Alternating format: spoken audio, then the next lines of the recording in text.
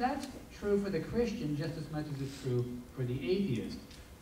So insofar as there's meaning in life, I suspect that if we ask Jordan and we ask Shandon what really is important to them, what's significant to them, they're going to say things like family, career, projects, and they'll also say some degree of spirituality, I'm sure of that as well. But many of those things that they find meaningful and make their life worthwhile are things that I find meaningful and that Michael finds meaningful and makes life worthwhile as well. So this idea that if you don't believe in God, all meaning disappears in life, all things that make life worth living suddenly vanish, I just don't buy that. I don't think that's the case. Yeah, actually, we completely agree with everything that they're saying about that. This is not supposed to be an argument for God's existence. It's more or less an argument to have you have an interest in debates like these, and perhaps be a philosophy major and pursue the questions further. But let me just say something about with respect to meaning of life. Yes, it's true. You can live happy lives. You can go about your way. But listen to what, as some atheists have wrestled with this question. Just listen to the responses here. Like the Canadian philosopher atheist Kai Nielsen writes, "Without God, there can be no overarching purpose, no one basic scheme of human existence, in virtue of which we could find a meaning for our grubby lives. It is this overall sense of meaning that man so ardently strives for, but it is not to be found in a purely secular worldview." Why? Because life ends at the grave, and that's it. Now, I don't want to establish wishful thinking, because we don't advocate that at all. We don't think that because we would like God to exist, it's a nice idea, that therefore he does. That's fallacious. But I think that this is something that we need to seriously ponder as we listen to the discussions here tonight. I want you to weigh out, does God exist? Listen to reasons on both sides, and on balance, which way does the evidence seem to be pointing? Because it's significant how we answer that question. Might we be in a Nielsen's world where there is no overarching purpose, everything will ultimately die, the universe itself will become a corpse in the dark era? I mean, that doesn't sound very good, but it could be true. The question is, we should have an aversion to that and want to see with every fiber of our being whether or not God in fact exists. And Michael had mentioned, he'd said something about, and as Bill as well, he said, we could find meaning in life. Listen to what Julian Baggini says, atheist philosopher, in his book, What's It All About? "We may be mistaken or ignorant about the value and meaning of our own lives.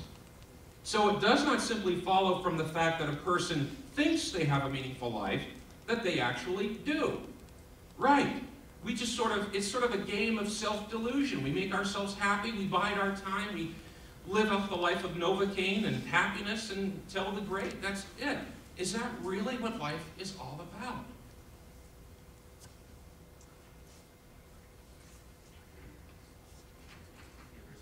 Yes, I do. Oh. Just checking my quotations here. Yes, this is dealing specifically with the value, the worth, the dignity of humankind, human life. What is it about? What is the meaning of life? Why are we even obsessed with the question at all? Does the question even have any meaning? Here is a quotation from a gentleman, Dr. Ramachandran. If you're into neurosciences, I'm sure he's well known. I'm not familiar with him. But director of the Center for Brain and Cognition and professor of the Psychology Department of Neurosciences and program at the University of California, San Diego, etc. And he says it like this, dealing with human consciousness. "Even though it is common knowledge, it never ceases to amaze me that all the richness of our mental life, all our feelings, our emotions, our thoughts, our ambitions, our love lives, our religious sentiments, and even what each of us regards as his or her own intimate, private self, the I, the ego, the me. This is all simply the activities of these little specks of jelly in our heads, in our brains. There is nothing more." And this is from a gentleman who Richard Dawkins in particular says is the Marco Polo of neurosciences. Or to go back to one gentleman, Pierre Cannabis, who is recognized a materialist French philosopher. Oh, I'm sorry.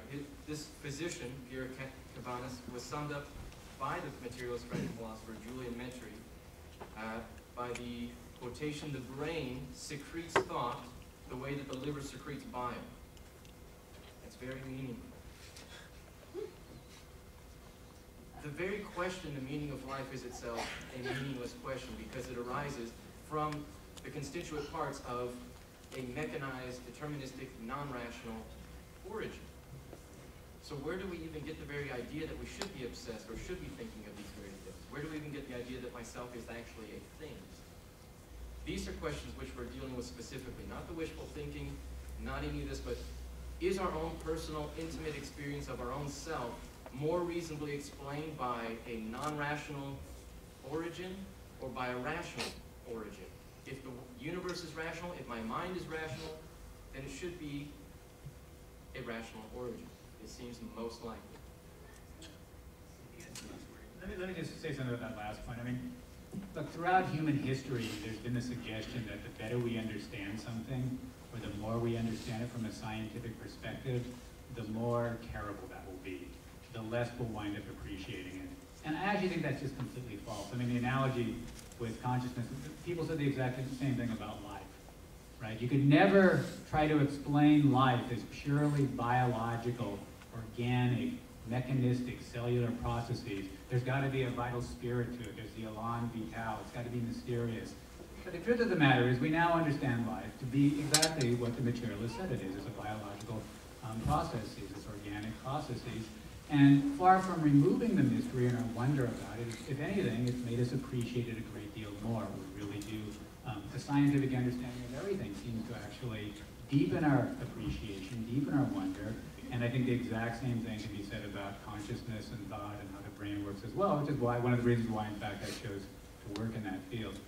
Just one little point here, and I think this might be wrap it up. I mean, I think that really what we're disagreeing about isn't much here. Here's one way to kind of think sum up the disagreement.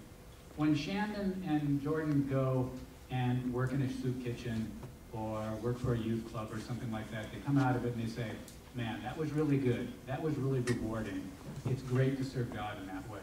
And I think when Mike and I go and work in a soup kitchen or we work for a youth club and come out of it, we say, man, that was really rewarding. That was really great. It's really great to serve our fellow humans that way. And that's really the only difference.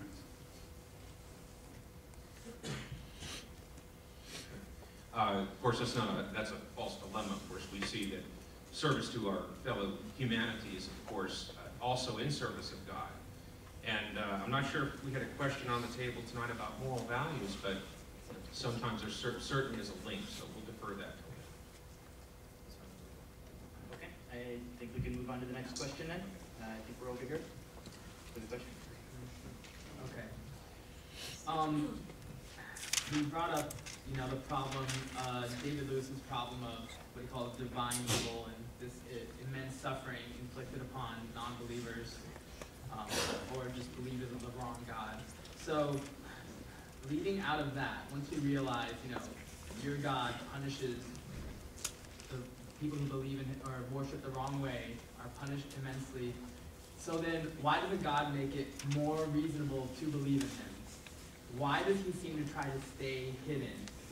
If our worship of Him is so important, the most important thing a person can do in life is to find God. And why is the evidence for God so scant? People